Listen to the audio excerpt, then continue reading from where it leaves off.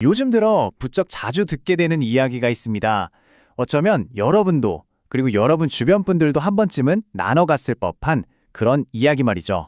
요즘은 정말 지갑 열기가 무섭다는 말 혹시 해보셨거나 들어본 적 없으신가요? 친구들과 오랜만에 만나 저녁을 먹을 때나 주말에 가족들과 마트에 갔을 때 우리는 마치 약속이라도 한 듯 비슷한 감정을 느끼는 것 같아요. 뭔가 예전 같지 않다는 그런 느낌이요. 점심값은 계속 오르는데 월급은 그대로인 것 같고, 작년에 가려고 했던 여행은 또 다음으로 미루게 되고, 사고 싶었던 옷 앞에서 한 번 더 망설이게 되는 그런 분위기. 이런 대화는 이제 특별한 일이 아니라 우리 일상 곳곳에 아주 자연스럽게 스며들어 있습니다. 특히 2022년을 기점으로 시작된 높은 금리와 물가는 우리 삶에 꽤 오랫동안 짙은 그림자를 드리웠죠. 처음에는 그냥 지나가는 소나기일 거라고, 잠깐만 허리띠를 졸라매면 다시 맑은 날이 올 거라고 생각했습니다.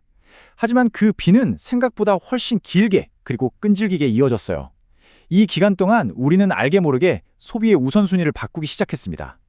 꼭 필요한 게 아니라면 다음으로, 더 나중으로 미루는 것이 현명한 선택처럼 여겨졌고, 우리의 그런 작은 선택들이 모이고 모여서 하나의 거대한 시대적 흐름을 만들어냈습니다. 이런 분위기에 가장 먼저, 그리고 가장 차갑게 반응한 곳은 바로 우리의 소비와 직접적으로 연결된 기업들이었습니다. 우리가 매일 입는 옷, 신는 신발, 사용하는 물건들을 만드는 회사들 말이에요. 사람들의 마음과 지갑이 닫히기 시작하자 한때는 성장의 아이콘이었던 수많은 유명 브랜드들에게 길고 혹독한 겨울이 찾아왔습니다. 마치 따뜻했던 햇살이 갑자기 사라지고 예상치 못한 차가운 바람이 불어오기 시작한 것처럼 말이죠. 그 대표적인 예가 바로 나이키입니다. Just do it. 이 슬로건처럼 언제나 도전을 외치면서 승승장구할 것만 같았던 이 거대 기업의 주가가 최근 몇 년간 기록적인 하락을 겪었습니다. 고점 대비 66%라는 숫자는 그냥 많이 떨어졌다는 의미가 아니에요. 2008년 전 세계를 공포로 몰아넣었던 금융위기 때도, 그리고 모두가 집안에 갇혀 미래를 두려워했던 코로나 팬데믹 초기에도 나이키는 이 정도로 무너지지는 않았습니다. 이건 한 기업이 역사상 가장 힘든 시기를 보내고 있다는 명백한 증거인 셈입니다. 2022년부터 시작된 하락세는 마치 끝이 보이지 않는 긴 터널 같았습니다. 주가는 계속해서 흘러내려서 무려 8년 전인 2018년 수준까지 돌아갔고, 심지어 코로나19로 인한 공포가 시장을 지배했던 바로 그 시점보다도 더 낮은 가격을 기록했습니다. 시장의 분위기는 싸늘했죠. 한 시대를 풍미했던 이 거대한 브랜드가 과연 다시 일어설 수 있을지에 대한 깊은 의구심으로 가득 차 있었습니다. 모두가 비관적인 전망을 내놓고 더 이상 희망이 없다고 이야기하던 바로 그 순간, 시장의 거대한 흐름과는 정반대의 움직임이 포착되었습니다. 이건 떠들썩한 뉴스가 아니었어요. 오히려 너무나 조용하고 은밀하게 이루어져서 주의 깊게 보지 않으면 알아채기 힘든 그런 하나의 거래였습니다. 그 주인공은 바로 애플의 CEO 팀 쿡이었습니다. 그는 지난 20년간 나이키의 이사회 멤버로 활동하면서 회사의 내부 사정을 누구보다 깊숙이 그리고 정확하게 들여다볼 수 있는 위치에 있었어요. 특히 그는 회사의 핵심 인재들에게 어떤 보상을 하고 미래를 위해 어떤 인재를 영입할지 결정하는 보상위원회의 위원장이었습니다. 다시 말해 회사의 미래 전략과 핵심 로드맵까지 꿰뚫고 있었다는 의미죠. 그런 그가 이사회에 합류한 이래 단 한 번도 하지 않았던 일, 바로 자신의 사비 약 300만 달러를 들여 처음으로 나이키 주식을 사들인 겁니다. 이건 지난 10년간 있었던 나이키 내부자 매수 중 가장 큰 규모였습니다. 더욱 놀라운 점은요, 바로 그날 마치 약속이라도 한 듯 또 다른 핵심 인물도 나이키 주식을 매수했다는 사실입니다. 그의 이름은 로버트 수완. 그는 반도체 거인 인텔의 전 CEO이자 현재 나이키의 감사 및 재무위원회 의장이에요. 쉽게 말해 나이키의 모든 재무 상태와 숫자들을 가장 정확하게 파악하고 있는 회사의 고간 열쇠를 쥔 최고 책임자인 셈이죠. 회사의 돈 흐름을 가장 잘 아는 사람이 자신의 돈으로 회사 주식을 샀다는 것, 이게 과연 무엇을 의미할까요? 잠깐 한번 생각해보면 이건 꽤나 흥미로운 지점입니다. 밖에서는 모두가 폭풍우를 피해서 배에서 뛰어내리고 있는데, 정작 배의 항로와 엔진 상태를 가장 잘 아는 두 사람이 조용히 배에 올라탄 셈이잖아요. 그들은 과연 우리가 보지 못하는 무엇을 본 것일까요? 왜 모두가 끝이라고 말하는 바로 지금 이 시점을 새로운 시작의 기회로 판단한 걸까요? 나이키에서 벌어진 이 조용한 움직임을 따라가다 보면 우리는 이 이야기가 단지 한 기업만의 특별한 사례가 아니라는 걸 알게 됩니다. 비슷한 상황에 처한 또 다른 유명 소비자 브랜드에서도 아주 유사한 흐름이 감지되고 있거든요. 자, 이번에는 또 다른 종류의 전문가가 무대에 등장합니다. 행동주의 펀드라고 불리는 이들이 있습니다.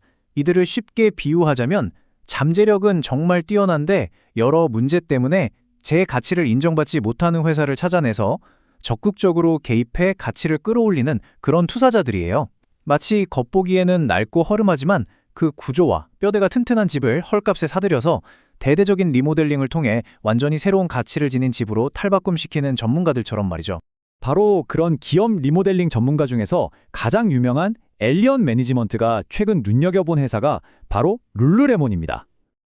프리미엄 요가복으로 하나의 제국을 건설했던 룰루레몬 역시 나이키와 마찬가지로 고점 대비 60% 가까이의 주가가 하락하면서 힘든 시기를 보내고 있었거든요.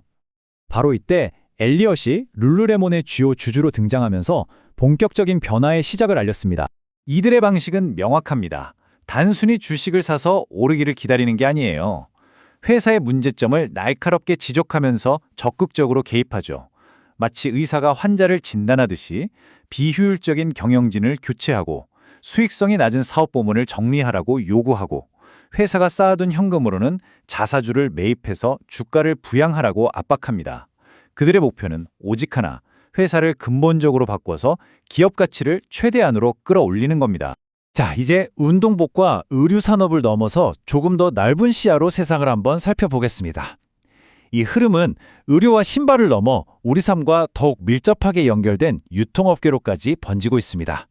특히 한 국가의 중산층이 지금 어떤 경제 상황에 놓여 있는지를 가장 민감하게 보여주는 한 대형 유통업체의 이야기입니다. 미국의 대표적인 유통체인인 타겟 역시 고점 대비 63%라는 엄청난 하락을 경험했습니다. 타겟은 식료품 비중이 높은 월마트나 코스코와는 달리 의류나 가전, 인테리어 소품처럼 경기가 어려워지면 소비자들이 가장 먼저 지출을 줄이는 품목의 비중이 높거든요. 그렇기 때문에 타겟의 실적은 중산층의 소비 심리를 보여주는 바로미터와도 같죠. 그리고 바로 이 타겟에 소비재 기업 전문 행동주의 펀드인 톰슨 캐피탈이 주목하기 시작했습니다. 여기서 우리는 나이키에서 봤던 것과 아주 유사한 패턴을 다시 한번 발견하게 됩니다. 위기에 처한 타겟 역시 외부에서 화려한 경력의 전문가를 영입하는 대신에 20년 이상 타겟에서 근무하면서 회사를 속속들이 알고 있는 내부 인사를 새로운 CEO로 선임했습니다. 이게 단순한 우연일까요? 위기에 처한 기업들이 다시 내부의 힘, 즉 회사의 역사와 문화를 가장 잘 이해하는 사람에게서 해답을 찾으려는 움직임이 공통적으로 나타나고 있는 겁니다. 이야기는 여기서 멈추지 않습니다. 평범한 사람들의 소비를 넘어 이제는 경제 상황과 무관하게 성장할 것만 같았던 최상위 소비 시장, 바로 명품업계로까지 이어집니다. 하지만 지난 몇 년간의 차가운 바람은 이 화려한 세계에도 예외 없이 불어닥쳤습니다. 루이비통, 디올, 티파니, 수많은 명품 브랜드를 소유한 거대 제국 LVMH. 결코 무너지지 않을 철옹성 같았던 이 기업의 주가 역시 고점 대비 50%나 하락하면서 시장에 큰 충격을 주었습니다. 특히 지난 10년간 명품 시장의 성장을 이끌었던 가장 큰 손이죠. 중국 시장의 소비가 급격히 둔화되면서 그 타격은 더욱 컸습니다. 그런데 바로 이 시점, LVMH에서도 궁극의 내부자가 움직이기 시작했습니다. 그들은 바로 LVMH라는 제국을 건설하고 직접 경영하는 아르노 회장과 그의 가족들이었습니다. 수십 년간 이 시장을 지배해온 명품 시장의 미묘한 흐름을 그 누구보다 본능적으로 감지하는 이들이 모두가 공포에 떨며 주식을 팔 때 오히려 자신들의 회사 주식을 공격적으로 매입하기 시작한 것입니다. 그들이 쏟아부은 자금의 규모는 우리의 상상을 초월합니다. 가족들이 개인적으로 사들인 금액과 회사가 직접 매입한 자사주를 모두 합하면 우리 돈으로 3조 원, 미화로는 22억 달러가 훌쩍 넘는 막대한 금액입니다. 이것은 현재 주가가 회사의 본질적인 가치에 비해 너무나 저렴하다는 그들 스스로의 가장 강력한 믿음을 시장에 보여주는 신호이기도 합니다. 나이키, 룰루레몬, 타겟, 그리고 LVMH까지 서로 다른 분야에서 다른 소비자들을 상대하는 이 기업들의 이야기를 하나씩 따라오다 보니 우리는 이 개별적으로 보이는 사건들 사이에 어떤 공통적인 흐름이 존재한다는 것을 어렴풋이 느낄 수 있습니다. 조금만 더 천천히 짚어보면 그 공통점은 더욱 명확해집니다. 첫째, 이들은 모두 소비자의 지갑 사정에 따라 운명이 결정되는 기업들이라는 점. 둘째, 이들은 모두 지난 몇 년간 혹독한 시간을 보냈다는 점. 그리고 셋째, 바로 지금 그 기업의 내부 사정을 가장 잘 아는 사람들이나 혹은 기업의 가치를 근본적으로 바꿔낼 수 있는 전문가들이 조용히 돈을 투입하고 있다는 점입니다. 그런데 여기서 가장 흥미로운 점은 이들의 변화와 회복에 대한 로드맵, 그리고 많은 분석가들의 전망이 공교롭게도 2026년이라는 한 해를 향하고 있다는 것입니다. 나이키의 새로운 CEO가 본격적인 체질 개선의 성과를 기대하는 시점. 미주 대륙 전체가 축구 열기로 들썩일 북중미 월드컵이 열리는 해. 그리고 많은 경제 전문가들이 3년간의 소비 침체가 끝나고 명품 시장이 마침내 바닥을 칠 것이라 전망하는 해. 이 모든 조각들이 2026년이라는 한 지점에서 모이는 것은 과연 우연일까요? 마치 보이지 않는 손이 거대한 시계의 태엽을 감듯 이 모든 거인들이 약속이라도 한 듯 같은 미래를 준비하고 있는 것은 아닐까요? 물론 미래는 누구도 단정할 수 없습니다. 하지만 시장이 온통 비관적인 이야기로 가득 차 있을 때 가장 정보가 많은 사람들이 보이지 않는 곳에서 조용히 그리고 꾸준히 미래에 베팅하고 있다는 사실, 이 고요하지만 분명한 자본의 흐름이 지금 어디로 향하고 있는지, 그리고 그것이 무엇을 의미하는지에 대해 한 번쯤은 깊이 생각해 볼 가치가 있지 않을까 싶습니다.